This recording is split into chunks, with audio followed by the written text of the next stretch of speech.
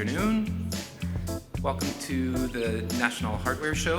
I'm Ray Rhodes. I am the Global Director of Inclusion and Diversity for Reed Exhibitions. So happy to see people here actually live and in person today and not to be doing this on Zoom. So grateful for that. So let's go ahead and get kicked off today. So diversity, equity, and inclusion and belonging are essential to healthy business cultures. So I am very pleased to be joined by several inclusion experts. Is that okay if I call you that? To have some very candid conversation about the state of diversity, equity, and inclusion and belonging in our industry and beyond. So let me introduce our panelists for today, and I'm going to start on the far end with Antoine Hinton. And he has a fan club here today.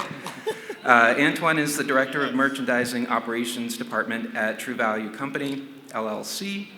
He is also the chairperson of the Inclusion and Diversity Council.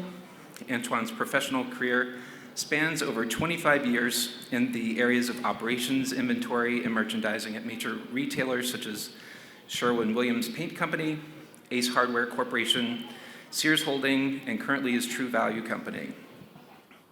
Antoine received his BS in marketing from University of Illinois Urbana-Champaign. He also has an MBA from Benedictine University in Lisle, Illinois.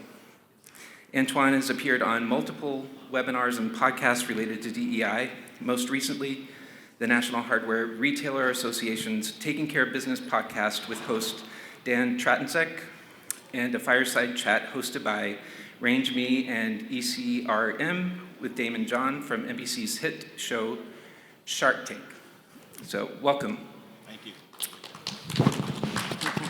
Next we have Cornell Verdeja Woodson. Cornell is the founder of a boutique consulting firm called Brave Trainings, LLC, and the Director of Diversity, Equity, and Inclusion at Headspace Health, formerly Headspace. He has spent his career spanning over 10 years engaging people in difficult conversations that have led to a deeper understanding of the world around us.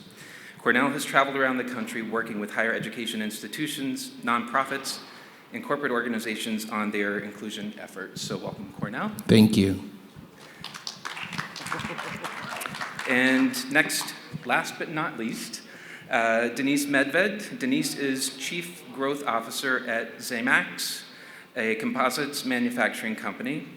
Throughout her 30-plus year career, she has worked in the U.S. Senate, on Wall Street, as well as in media, tech, and trade show industries, and was a small business owner for 8 years.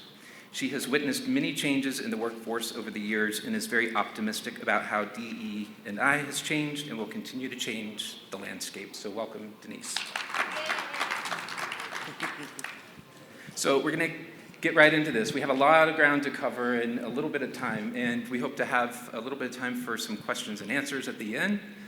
But let's kick right off, and this is a question for all of you. People are hearing more and more about different facets of diversity, equity, inclusion, and belonging, but I'm not sure if everyone gets what diversity, equity, inclusion, and belonging really mean.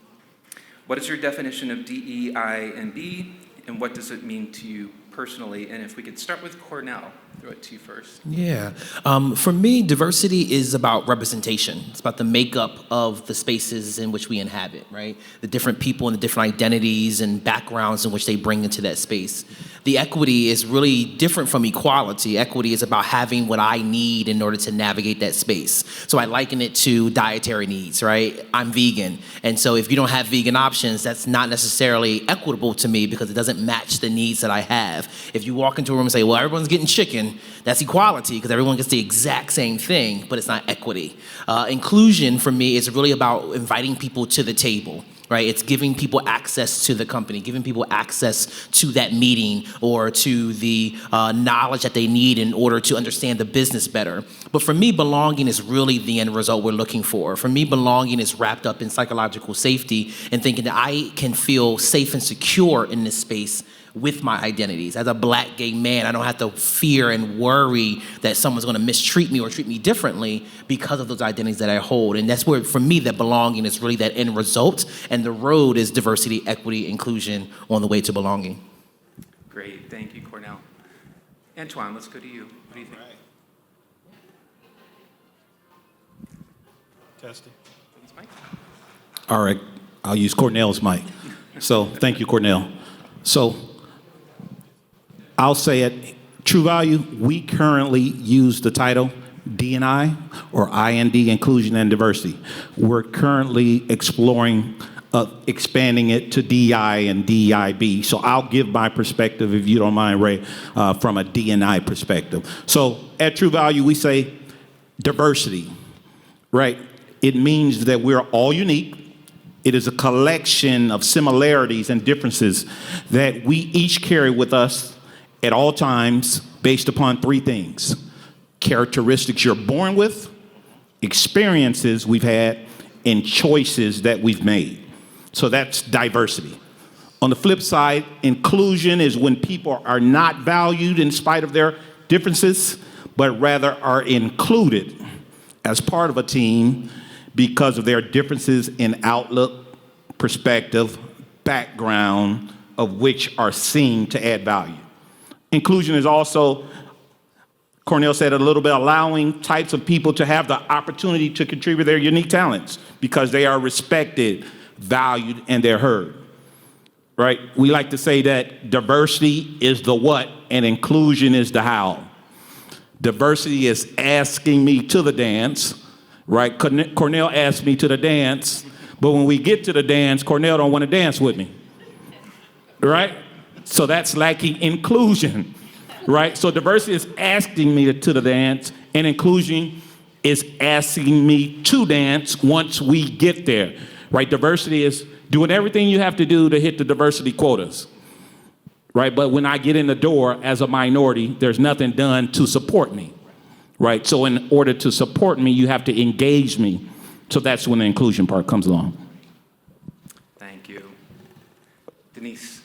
So Cornell and Antoine, you were both very eloquent, and I agree with everything that you said. So instead of repeating any of those things, I'm just going to throw a little bit of a different layer on it, and add that people need to be open-minded. They need to be much more open-minded. They need to eliminate any biases that they have. And I know that a lot of people have unconscious biases, and it's not because they're bad people. It's just that the environment that you were raised in or the time that you were raised in. I'm not afraid to say that I'm 60 years old. I've been working for more than 35 years, so I've seen a lot. And when I say I've seen a lot of changes in the workplace, I've seen a lot of changes in the workplace. And when I started out my business career as an intern for a senator from Connecticut, when I was about 19 years old in college, out of the 50 senators, I think 49 were white men, and there was one white woman. So, and then I went to Wall Street, and there were no fabulous opportunities for women. It was men. The women played more of support roles.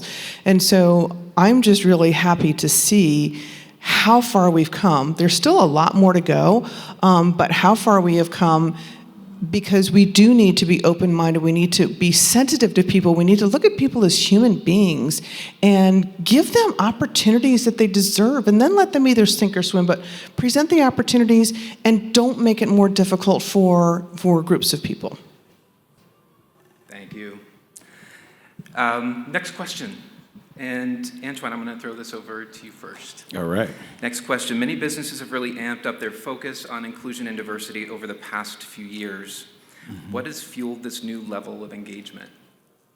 All right. So first of all, I'll say probably events around the world, such as what happened with George Floyd and Ahmaud Arbery, right? Those probably spurred, I'm not going to say probably, they did spur conversation around racial justice and equity, right? However, in my opinion, the ideals of diversity and inclusion have been embedded in corporations for years. It's just how they went about doing it, right? They use foundations, philanthropic efforts to do this work. Where we have seen the pivot over the years, in my opinion, is looking inward versus outward. For example, why it is important to company culture, why it is important to retention and retaining talent, right? Why is it important to innovation? How it impacts the bottom line. Right, in my opinion, Ray, it's become a culture game versus a numbers game. It's a little different now. It's easier to track and report diversity stats, right? Easier to do that than embedding an inclusive environment, right? An inclusive culture. Fostering an inclusive culture means that there's an unwavering commitment from everyone, from the CEO down to the bottom person, right? You have to have strategic plans, right? Intentional actions, and we'll talk about that a little bit more later. You have to have intentional actions, and then there has to be an all hands on deck mentality from everyone. This achieves change, in my opinion, the mindset and the behavior, and it becomes more of a behavior thing versus an action thing. Those are my thoughts. Great, thanks, Anthony. Denise, throw it over to you. Sure. So I would say, attitudes have definitely changed. And in my prior position, I worked for a very large trade show company, and we did a lot in the media and the entertainment space. And where I noticed the big change, I think it was back in 2017, which was the Me Too movement. And then, there were all of these grassroots movements for these different underserved communities, which have been out there, beating the drum, and people weren't being heard. Maybe people heard them, but they weren't really being listened to. So I think what happened with Me Too, that started the explosion. Then the Black Lives Matter, it just was adding more fuel on that fire, and it became mainstream media. And I would go to this really large conference every year that was the advertising world. It was international, it was over in France. And every major brand was there. And in 2018, suddenly the conversation started changing amongst those large advertisers like Procter & Gamble, who's spending billions of dollars a year and what have you. And shortly thereafter, you started seeing their advertisements change. And people like you started seeing people like you in ads instead of people like me and my husband in ads, right? And I think that once they got on board with that, and they started changing the way they were working with their partners, and they were saying, if you don't have this diversity and inclusion and, minorities and women and gays and what have you in your company that's going to work on our projects, don't even bother bidding on our business because we're not going to hire you. So I think that really propelled the movement. And if you look at advertising today versus probably 4 years ago, I'm very conscious of it, and it is really, really different, but I think much more representative of what the world is. And so I would say that really sparked a change, and coupled by suddenly investors who are key stakeholders started demanding this governance from these companies, saying, change the makeup of your board, have your ESG policy on your website. The investors started making them accountable. So I think that all of these things have contributed, like all of this was bubbling up down on the surface, and there were a couple of big national things and international things that sparked it, and I don't think there's any putting the genie back in the bottle, and nor should it. Absolutely. Great points, Denise. Cornell. Not much to add there. I think the other thing too that we have to be honest about is that people also don't want to get sued. So it's expensive to have your house in order, and I think we've seen a lot of companies that have paid out big amounts of money because they just didn't have some of the most basic things in place, such as anti-sexual harassment policies and things like that, and allow that behavior to continue. So they realize, I don't want to be the next cover of Time magazine, and so I'm going to do what I have to do. But again, I want to emphasize the sort of the diversity and the reasons why these things have come out, and it's good people have realized that, well, this is real, right? They've had a personal connection with either someone or really heard the narrative and went, wow, I did not know. And so people are waking up to the realities of other people's lived experiences, even if it's not theirs. But I think it's also a matter of the fact that like I don't want to be in trouble and we're losing out on business. So many of my clients come to me and I ask them, well, why now? And they say, well, we're realizing that many of the people that we're going up to bid for are like, if you don't have a certain level of diversity or certain policies or programs, then we can't work with you. And so they're realizing that this is that 20 years of the business case for diversity is finally coming back to bite them in the butt, right? That in fact, yeah, it actually is a business case that needs to be thought about if we want to continue to thrive in a society that really is changing and realizing that diversity is an important piece. It's quite remarkable to just watch television, Yes. watch a commercial, watch representation in the TV shows that we watch every evening or on a regular basis, and we have come quite far in just a few years. I sit and I count. I'm like, oh my gosh, there I am. I'm in that Right. in that commercial now too. That's pretty awesome. Ray, can I add something? Yeah, And absolutely. Denise touched on it a little bit. And another big deal is that we've seen the buying power of minorities increase over the years. Absolutely. Right? It's all about the bottom line. Yeah. Denise talked about it. It's about money at the end of the day. So we've seen the buying power of those minority groups increase over the years, and people are realizing that they are important as a customer, and we need to address them. Absolutely. Let me ask, actually, all three of you another question here. What has influenced your thinking around DE&I and belonging, and motivated you to get involved in being an advocate for change in your own businesses? It doesn't always come easy, right? It takes a lot of courage, takes a lot of outspokenness a lot of times. So share that with me. And let's start with Denise this time. Okay, great. Thank you. So really what started changing my way of thinking and saying I need to get more educated was George Floyd. That had a big impact. I was like, wow. And so I said, all right, what exactly is white privilege? And this former NFL player, Emmanuel Ocho, I think is his name, I just stumbled upon this amazing 5-minute video that he did called, I think, Uncomfortable Conversations with a Black Man. And he was so unbelievably well-spoken, but what he did was he personalized it all and basically gave me chills saying, I, as a black man, it's very uncomfortable for me when I know I make people on an elevator uncomfortable and I walk in and they got to get off at the next floor, because that's real for me. And then he gave like 5 or 6 different examples, and I'm getting goosebumps talking about this. And that really opened my eyes, quite honestly, because it just opened my eyes. And so then I started thinking, we are all human beings, and we need to have empathy with each other, and we need to encourage each other, and we all recognize that people are completely different, but we have a lot of things in common. But at the end of the day, you need to start being kinder to people and put yourself in their shoes. So I made a conscious decision that I was going to be kinder to strangers, because you never know how they feel.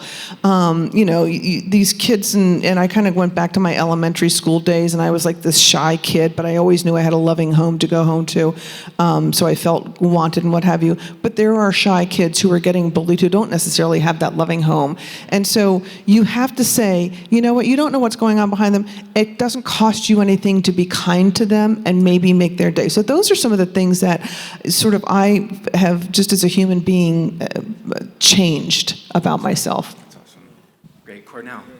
I think for me, it was kind of the same thing. I think oftentimes when we talk about diversity, equity, inclusion, we oftentimes talk about the gender and the race. And so as a black gay man, I wasn't faced with my privilege as a man and as a cisgender man, right? Until grad school, when one of my female colleagues said, your male privilege takes up a lot of space. And I said, who got male privilege, right? I'm black and gay and broke at the time, right? So I was like, where's this privilege? Like, right? And so I understood firsthand what many other people experience of like, wait a minute, but I worked hard to get here, right? And I had to understand that there's a holistic view of the way I navigate this world. Yes, I'm black and have experienced racism. Yes, I've experienced homophobia, but I also have benefited from male privilege, even though that wasn't my quest. I didn't seek to benefit from it, but it was given to me. And I benefit from cisgender privilege as well, and now financial privilege. And so it's just recognizing all of those things that make me go, wow, I've got to check how I also navigate spaces in the way in which I perpetuate systems of oppression, and I can own all of it.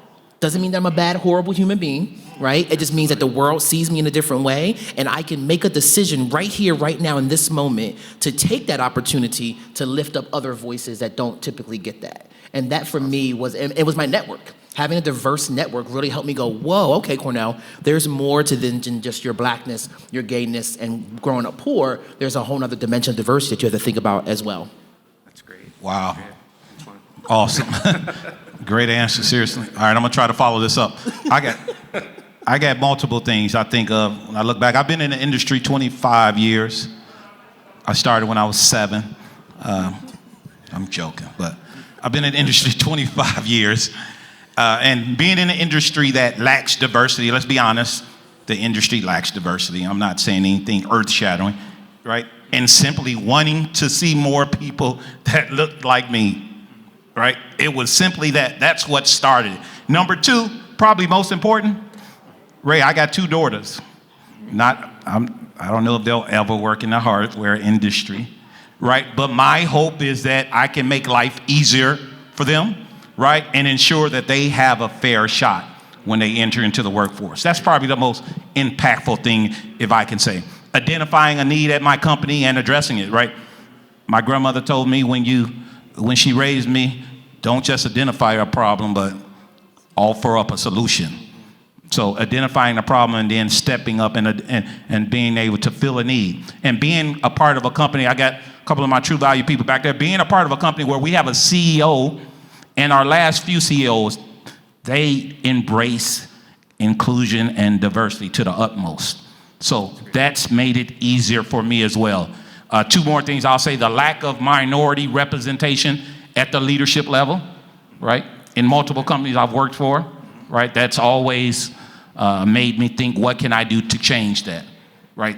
It's okay, we got minorities at the lower level, at the middle level, but when you look at the CEO, SLT, VP, you don't see a lot of minorities. And when I'm talking to minorities, I'm saying people of color, right? I'm saying women, LGBTQ, veterans, disability, right? I'm not just talking about black, I'm talking about all that.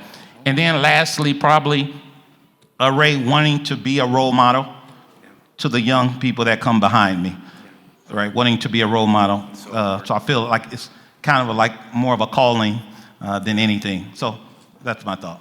That's great. That's great. We all have some personal conviction. There's something really deep down that drives us to do this work. So, Cornell, this one's for you. Looking internally at your business, what strategies do you use for developing innovative, diverse teams? So for me, it's really, this is where I'm having a conversation at Headspace right now with our hiring managers. It's about talent planning.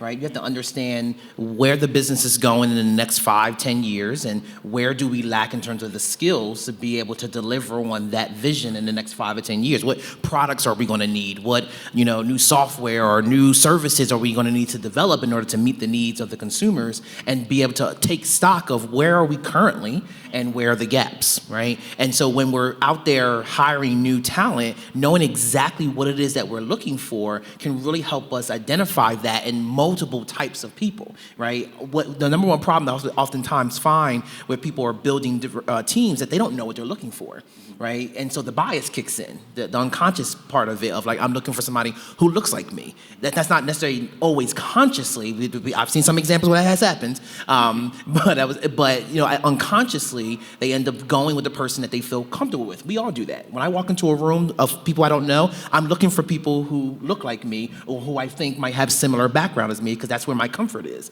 So that's what happens. But knowing and understanding what you currently have, where you need to go in the future, and where the gaps are to get you from here to there is super critical to understanding. So we constantly encourage our hiring managers to talent plan. So when you come to me for this headcount, I need to understand how you got here. right? What led you to this? And then also really connecting, and this is not creative at all, this is like 101, it's connecting with the industry and connecting with people across difference, right? Engaging and diversifying that network will ultimately help you build the diverse teams that you're looking to actually build. That's great. That's great. So that's a look at the internal focus there.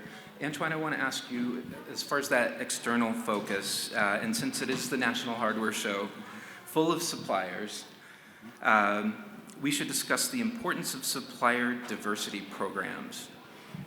What do successful ones look like, and how can a company benefit from a successful supplier diversity program? And we have some slides that you prepared that were advancing themselves a moment ago, so you've seen all of them already, but now I'll take you through them. Okay. All right, so supplier diversity. Supplier diversity probably seems like a buzzword that you've probably just been hearing about, the last 5-10 years. But how many people know that supplier diversity started back in the 60s during the civil rights movements, right? With General Motors. They actually had the first supplier diversity program in 1968. So supplier diversity, let's break it up twofold. What is supplier diversity? Right, I'll start, first of all, what is a diverse supplier? To raise points, since we're here with suppliers, manufacturers, vendors, right? A diverse supplier is a business that is at least 51% owned and operated by an individual or a group that is underrepresented or underserved. That could be a minority, that could be women, right? That could be LGBTQ, again, veterans, disability. So that's what a diverse supplier is. Now, secondly, what is a supplier diversity program? For those that don't know, it's a proactive business program which encourages the use of diverse suppliers in procurement of goods and services. So that's basically the first part of the answer. What is a supplier diversity program? So secondly, what do successful supplier diversity programs look like? I would say first, the successful ones are an extension of the D&I initiatives of the company, right? They have to be an extension of what the D&I department is actually doing. A second successful attribute of a supplier diversity program is one that makes a business case by speaking business language with data-driven metrics. You gotta have data to support what you're talking about, right? So data-driven metrics, you have to have that. Next, if you're fortunate, you have someone on staff that's head of supplier diversity, right? So they develop a strategy that aligns the DI department with the strategy of the corporate procurement, right? The strategy must be quantitative, must have quantitative goals, must have measurable goals, and must have attainable goals, and people must be held accountable. So they gotta have goals just like everyone else. Need to have a mission, need to have a vision, need to have a purpose that aligns with the overall initiatives of an I&D program. Some other successes: understands the value of networking. I had Ray put some slides up. These are some of the strategic partners that we work with at True Value. You have to intentionally have strategic partners that can help you carry out your initiative. We have something at True Value that we do called the Supplier Diversity Day. Supplier Diversity Day, where we bring in diverse suppliers and we actually give them the ins and outs of how to do business with True Value, right? That's very important. Help them navigate through the system, right? Understanding the value of certification. Certification is very important when it comes to supplier diversity. McKinsey study tells us that 75% of corporations discover diverse suppliers through certification. And last but not least, I would say leadership, support, top-down communication is critical to a successful program. So how can a company, the last part of your question I think was how can a company benefit from supplier diversity program? Threefold. First of all, it's profitable. Minority-owned companies in the United States generate $400 billion in economic output. You should see a slide behind me that shows the purchasing power. I talked about it a little bit earlier. The purchasing power of minorities is increasing at a higher rate than other groups. So that's very important. And then last but not least, it creates a competition and procurement process, which can help you get lower cost. So first, it's profitable, right? I gave some examples of how it's profitable. Secondly, it can differentiate you. When I talk about differentiate you, help you meet the rapidly changing needs of the consumer base. It drives innovation, and innovation leads to more revenue, more profit. It can enable you to have best-in-class assortments. We like to use that term in our industry, best-in-class assortments. And then it increases your brand recognition with those different diverse consumer demographics, right? So profitable, differentiates you, and last, and to be most simple and probably most important, it's just simply the right thing to do, right? We hear that often, but it is the right thing to do. Supplier diversity programs can help a company achieve its efforts to maintain high morale and ethical standards. So profitable, differentiates, and it's just simply the right thing to do. Those are my thoughts. Thank you, Antoine. And I'm going to stay with you, Antoine, on the next question here, because you mentioned before the home improvement industry itself isn't particularly diverse.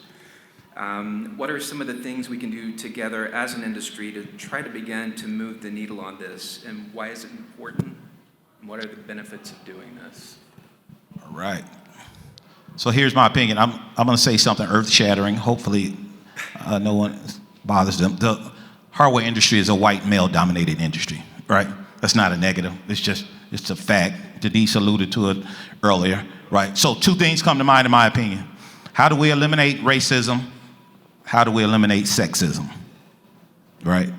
I'm not calling anybody racist. Let's be careful. Let's make sure we're clear on that. But how do we eliminate racism? How do we eliminate sexism? First, in my opinion, it's about improving the pipeline in the industry, right? How do we improve the pipeline in the industry? For example, free programs for young ladies. We want more young ladies in the hardware industry. We want more ladies, right? So how do we come up with free programs for young ladies and urban city youth as well, right? Diversified internship programs. That's one I'm pushing at my company. Now, we can't go to the same schools and expect a diversity of talent, right? We can't go to Wisconsin all the time, DePaul, Northern Illinois. That's what True Value does. No knock against, but that's what we do, right? We need to go to some HBCUs. We need to go down south, right? If we want to truly diversify our workforce. Mentoring minority and female high school students and colleges related to employability in our industry is also very important, right? A way to address systematic barriers. And this addresses systematic barriers, allows employees, in my opinion, to engage with the community on the company dime, right? So that's very important. And then secondly, in my opinion, and I said it earlier, right? So first I talked about improving the pipeline of the industry. And secondly, in my opinion, and I say this all the time, in areas of sexism and racism, we need more women and minorities in leadership positions. Absolutely. We got to have that. So those are ways, in my opinion, that we can help change things as it relates to diversity, the lack of diversity in the industry. Great. Thank you, Antoine. Cornell, let's just go down the line. Yeah, because I think, and I also want to mention sexual orientation in there as well, because I think that's another issue that should be talked about. I think we also have to change the image, right? Because I think of myself. I'm handy. I think my husband would disagree. He's the more handy. He's the handier one. But I was just in the exhibit hall, and I was like, I want to buy all of this. And my husband's like, don't you stop, because I love the kind of stuff. But I never. It doesn't dawn on me that this is a place for me, right? And not necessarily because anyone treated me differently or anything like that, but I just don't, you don't see people who look like you, right? So I think it's also about changing the image of who can participate in these things, who can be handy. And there are other ways to be a part of the industry that doesn't include, as a being able to fix things and, things of that sort. So what are the other ways in which I can be involved in this space that can be open to me as well? And so I think image is everything. And so who we show doing these things helps the next generation go, oh, okay, so that can be me, right? There are people that we just don't see them as often, that's all. Absolutely. Absolutely. Denise? I completely agree with that. I think it's feeding the pipeline. And you help feed the pipeline not only through some grassroots efforts, but the advertisers and the advertising community, which I think has done a really good job. And a couple of other things, like you look at, I'm a huge tennis fan, so and I grew up playing tennis when there were still wooden rackets, and it was primarily a country club white person sport. And two of my favorite athletes are the Williams sisters. I think that they are brilliant. Their father was just a genius. And that helped diversify the tennis community. And if you look at some of the young up-and-coming tennis professionals right now, those Williams sisters were real, icons for them, and that helped get it going. But you talk about, I came from the technology industry prior to coming to the manufacturing industry, which is a lot predominantly white males, but just before that, I was with a big association, the Consumer Technology Association, which has the largest trade show in the world, CES, here every January. And I remember very specifically when the Me Too movement was happening in the fall of 2017, and CES had just opened up their registration, and they were announcing their keynotes. They were all white men. Okay, and the association got attacked because it was all white men. Now, CES had specific criteria for who's going to get on the keynote stage. It's a global platform. There's a lot of media. It has to be, a gigantic company. There were plenty of other speaking opportunities, but we got attacked by one particular Me Too group about this, and we started really having to look inside and saying, well, shoot, how do we fix this problem? I mean, it's not an association problem. It was an industry problem. It's the tech industry. There's very few women, very few minorities, very few, underserved people up in the C-suite. And so, I think the industry has finally sat up and started taking notice and doing things about it. And I think the venture capital world kind of started stepping in and giving more money to, to people of color and to women and all that kind of stuff. And I know the Consumer Technology Association set aside about a $10 million investment fund to start investing in these tech companies by these underserved people. So I think it's a culmination of all of these things happening together, and it's constant, and that way these younger generations are going to see that there are opportunities for them, and there's not going to be these roadblocks in their way. They're going to be thinking like these young tennis gals who idolize Venus and Serena and say, I can be them too, like with courage and conviction. And they're doing it. So I think that in 30 years from now, we're going to see a very different landscape that is much needed. That's great.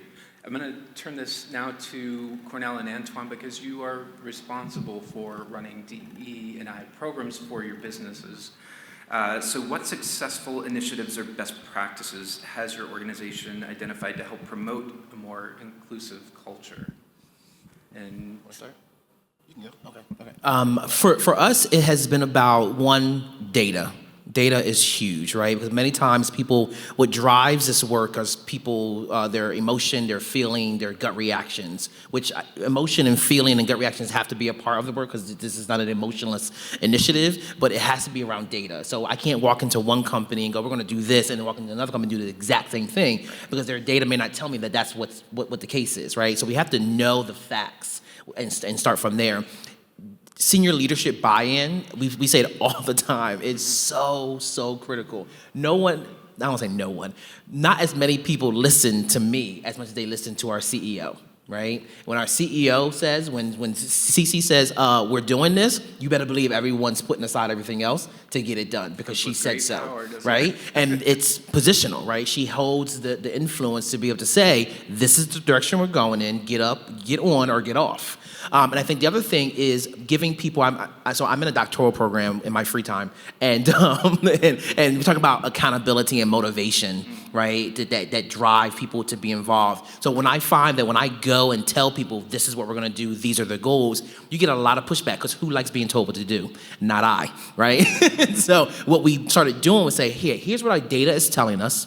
Here's what we've identified as some of our foci, right, at the organizational level, but then by function, the chief product officer, the chief people officer, how can you see yourself and your function contributing to those larger organizational diversity goals? Now they're bought in, they're helping to design, we're giving them their functional data to show hiring and retention and attrition and things of that sort in their area, and they feel like, like they are a part of identifying the solution rather than having it dictated to them. So I have found that to gain much more traction. And then just the constant reiteration of our commitment by our CEO, saying in our all hands, in our biz reviews, and where's an update on this, and an expectation of accountability, I think really helps people go, I know I'm gonna be asked about this, so I have to keep doing it, and I have to do it well enough, right?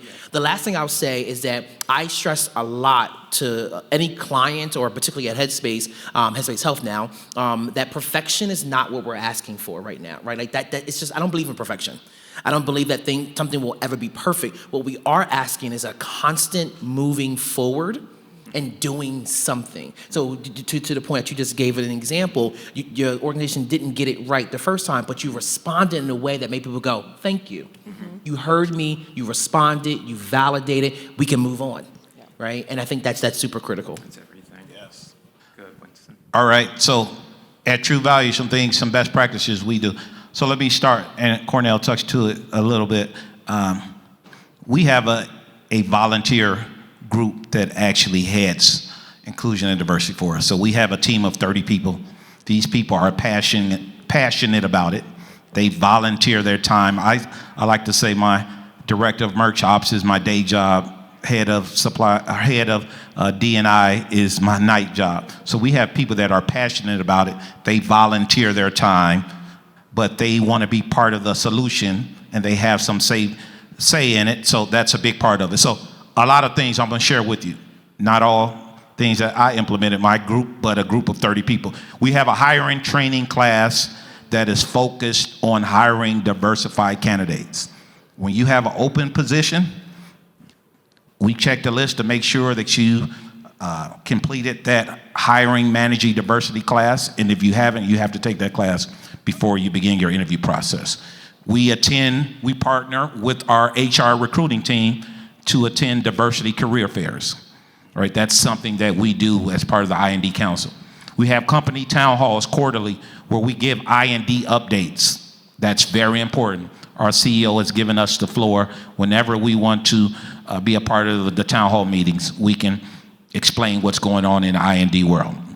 We have lunch and learn sessions, right? We're virtually as well as physically, where we've brought in outside speakers during civil unrest times, such as the George Floyd situation, and when all the hate crimes were or are still happening against our Asian American Pacific Islanders friends, our AAPI friends. We had a speaker come in and talk about that. Educational sessions around ageism, generational gaps, right? Mental health awareness, all those things, Diwali, Filipino, LGBTQ events. So all those different things. We host book clubs, right? Everybody reads a book, and then we have a panel of associates, and we talk about it. Everybody bring their lunch virtually now, right? And we just sit around and we talk about it. Any opportunity we get to acknowledge an observant holiday, we do it in some shape, form, or fashion. We have 2 trade shows a year similar to this, and we actually have an I&D booth at our trade shows where our customers can actually come to our booths and get information on how do they address their ever-changing consumer base, right? How do they get tools to identify their customer demographics? So we do things like that. We have ERG.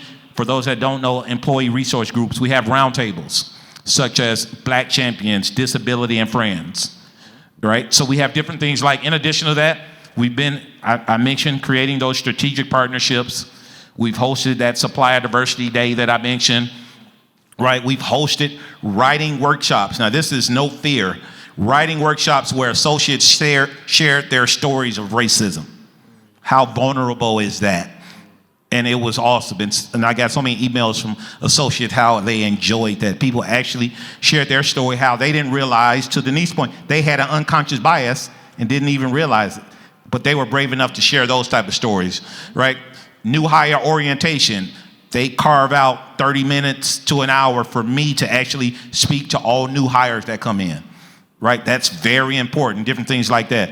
We have annual reports, quarterly newsletter, and different things like top-down leadership he mentioned. And one thing we're working on now, which I think is huge if it comes to fruition, is how do we increase the number of minority store owners that we have. This is just in the beginning. My field people out there are probably like, oh, I didn't even know we were talking about. But that's something that I was challenged with by the leadership team, and I'm going to partner with our growth friends out in the field on how do we increase the number of minority store owners that we have. So those are a lot of best practices that we do. That's great. I want to add something in there too, because I think, and there's a lot of research around this too, that oftentimes when organizations launch these type of initiatives, certain, particularly white men, often feel like that's not for me. And even some white women may feel the same way, right? That's not about me. And I think it's really important to help people recognize that when we talk about diversity, we're talking about every last one of us, right? When I sit in a room full of white people, there's diversity in that room. Absolutely. There's gender diversity, there's possibly sexual orientation diversity, there's disability diversity, like there's diversity there. So I like to debunk the myth that white people are not a part of yes, you are very much a part of diversity, and we need you too. So it's about increasing allies, diversity. Right? Exactly. It's about increasing diversity. And so I think any initiative has to help people recognize that, no, every last one of you are a part of this, and we all need allies in this space to make sure that we all can walk in here and feel like we matter and we are psychologically safe to be who we are.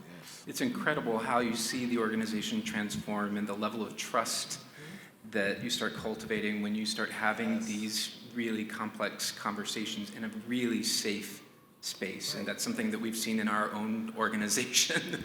No shame, no guilt. No it's not about shame or guilt or point and blame. I've contributed to these things. As a black gay man, I too have done these things. And so when I sit in workshops and say, I'm not here to point to, make judgment or to say I'm better than you. I'm saying join me and getting our shit together, right? Because like our collective mess, excuse me, I'm sorry, I forgot we were recording, right? But to get our stuff together, because I'm a hot mess too. And so let's do that together.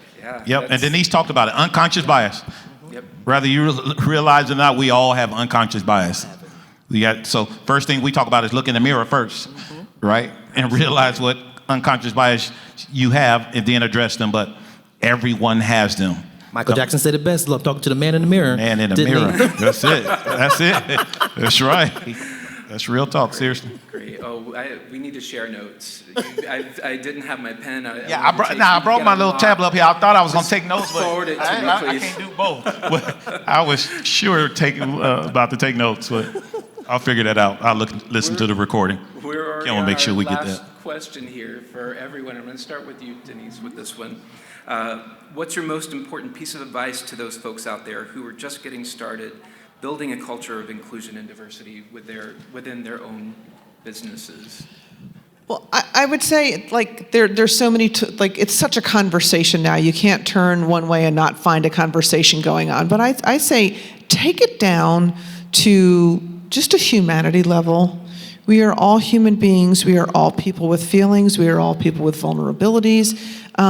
Kindness doesn't cost anything, and it can really change you. It can change an organization. So I would say if you can sort of instill, in addition to all these other things that we were talking about, just start instilling kindness in people in your organizations and say, just think of each other as human beings, and you don't know what's going on behind the curtain with them. Very good advice. For now. I think for me, it's about starting with something that's simple. I think these things can feel very overwhelming for many people, whether you're an organization or you're an individual. And I think starting with something simple, I don't think the solutions that we need cost millions of dollars, right? I do think it's things like kindness and hearing someone else say, well, I feel like I got that feedback because I'm a woman, right? I feel like he told me to smile more because I'm a woman. And instead of going, well, that's not what that was about, go, well, tell me more about that, right? Creating that space for me to talk to you about why I feel that way, because it's been so, 20, 30 years of having that experience. So I know better, right? And so I think create just simple things make the biggest impact when we just listen, create space to validate. I don't have to agree with you in order to validate that your feelings matter, right? Did I see the world differently? Because we can make room for all those things to be true all at the exact same time. So starting simple, think about what's in your locus of control. I'm not gonna get out there at rallies, that's not my thing, right? There are certain things I'm just not gonna do, right? But I can share information with people. I can challenge my friends and families and things that sort about how they think and what they say and things that sort, and help educate them. That's a ripple effect. We talk a lot about social media and how social media can be bad. And yes, I think the use of social media can be bad, but social media itself, I think, can be a powerful tool to create change. One of the things how I got my start was I was sharing my thoughts and my voice on Facebook and Instagram and things of that sort, and people started coming to my Facebook and Instagram just to hear what I was saying. They would hear that something happened and go, well, what does Cornell think about it? They were passing, and now I travel, and people go, oh my God, you're in my town, I want to talk to you. Something you said 5 years ago totally opened my eyes to how I can be a part of the change. It's powerful, and it costs me nothing, right? So that's super critical. That's great. All right, so this is a loaded question. I initially had 27 examples, but I'm gonna give you 4. I narrowed it down to 4 because we've touched on a lot of them already.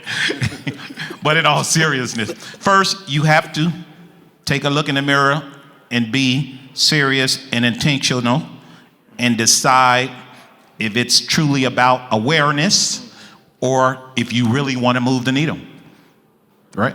If it's about awareness, nothing wrong with that, right? But if it's about moving the needle, then you can be more impactful and more intentional. So that's the first thing I would say. You have to get with leadership, major stakeholders, and determine, are you trying to just make people aware, educate people, or are you truly trying to make a change, get more minorities in leadership, right? Different things like that.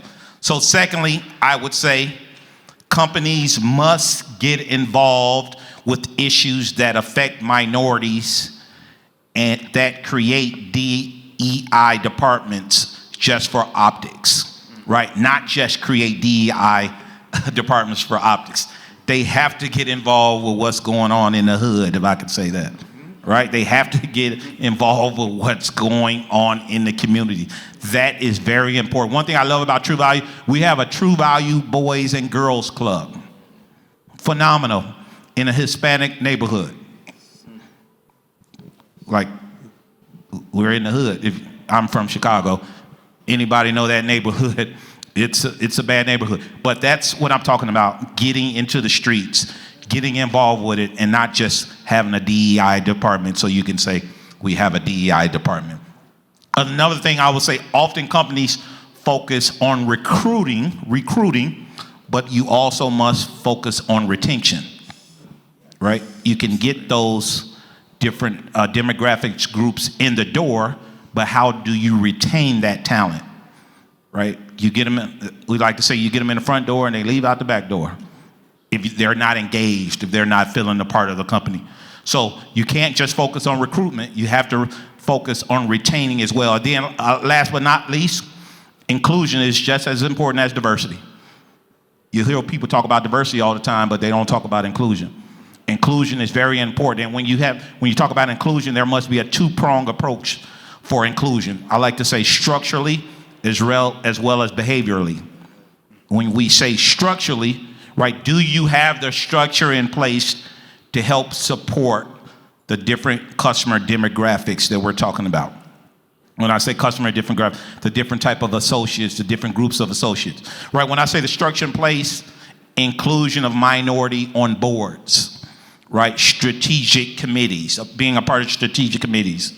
Support when they're promoted and even support when they're not promoted. Do we have that structure in place? Talent assessment reviews, access to resources, just like everybody else, support from the SLT team. And then there has to be a behavioral change as well. When a rec comes across somebody's desk, do they have a diverse pool of candidates that they can look at? Do they have a diverse interviewing panel? Right? So all those things, when it comes to inclusion is very important, but it has to be structurally as well as behaviorally. So those are the things that I think are impactful and important. And I think it's important to point out, as a DE&I person myself, as allies, we all need to step up, because there's an incredible burden that comes with underrepresented communities putting out all of this content, all of driving employee resource groups and all of those things. Without allies, we cannot avoid burnout of people who are stepping into these really important roles, these grassroots roles and these grassroots groups. So allies, our roles are very, very important. Yes, right. So we'll leave you with that. At True Value, we have 30 people on our diversity, Inclusion and Diversity Council. 30, I think 3 are black. Like, only 3 are black. So when you talk about allies, we have that. Yeah. And that's my point. Very critical, Yeah. very critical. That's it. That's what we have. Thank you so much to the panel today. I hope you enjoyed it. Any questions for the panel before we end today? I have a question. Yes, over here. I'm Ken Clark from Hardware and Building Supply, and we have a Top Women in Hardware program, and all the top women tell us it's driven by the idea that diversity is not just a good idea, it's good for business. And you panel have skillfully touched on some ideas such as avoiding lawsuits and taking advantage of the growing minority dollars. But what about the impact of just better decision making with a diverse executive, diverse It's thought diversity. to improve the Yeah. organization? Yes. I'm interested to hear your thoughts on that. Yeah, I completely agree with you. I'm going to make a big generalization. I think men and women approach problems and problem solving a little bit differently, and the more different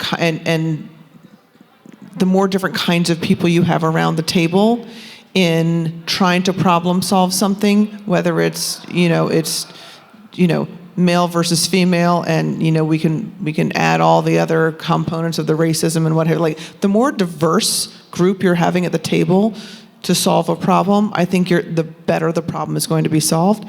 And I think that if you're solving problems in a really good, smart way and making better business decisions, at the end of the day, it's just going to be better for the business, period. Yeah, it is proven. I always refer to McKinsey study because I do a lot of research on them. It is proven that teams with more diversity have more innovation, which leads to more profitability and more bottom line numbers. So the more diverse team you have, the better innovation you have, right? And the better profits and margins that you have. So you're 100% right. I like to use the example, and I say it in the training class, right? I'm Antoine Black. I'm from the south side of Chicago.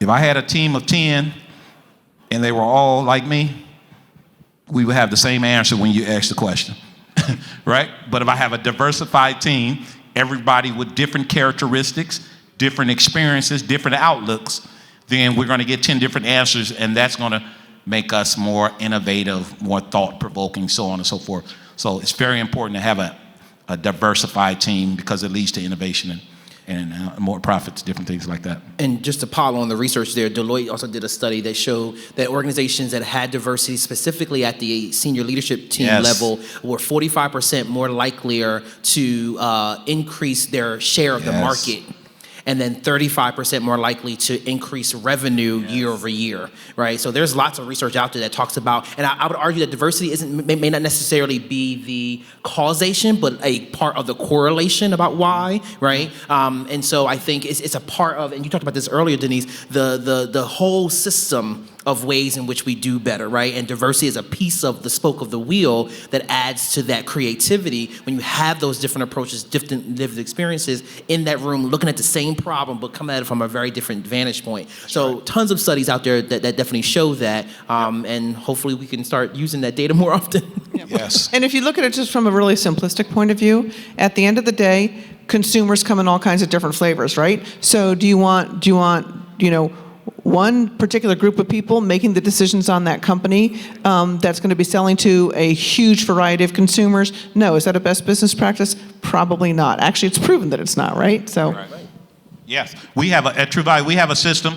A customer can come up at our trade shows, can come to our booth, give us their zip code, 60502. We basically tell them their customer demographics. You got this many LGBTQ, you got this many veterans, you got this disabled. Therefore, they can adjust their assortments accordingly to meet the needs of those customers. And how more impactful are they in their community, right, if they're actually doing that. So that's very important, you're right. That's great. Any more questions? We're actually at time right now. I think there's another event happening after this one, so I think we have to wrap it up today. Thank you for your question. Really, really appreciate it. Hope this was very helpful, and it was a pleasure seeing everyone today. Thank you. Thank you.